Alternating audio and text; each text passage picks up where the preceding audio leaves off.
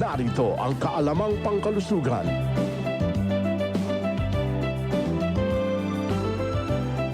Ang sleepwalking ay isang uri ng sleep disorder na kilala bilang parasomnia.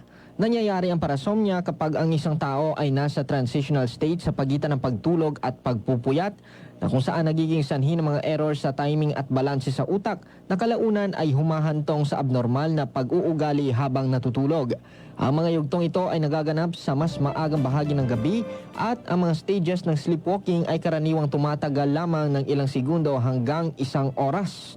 Ilan sa mga sanhi ng sleepwalking ay tulad ng stress, alak, lagnat, sleep disorders, droga o genetics at family history. Bagaman hindi paganap na pinag-aaralan ng sleepwalking, kinumpirma na ng mga siyentipiko na mas karaniwan ito sa mga bata kaysa sa mga matatanda.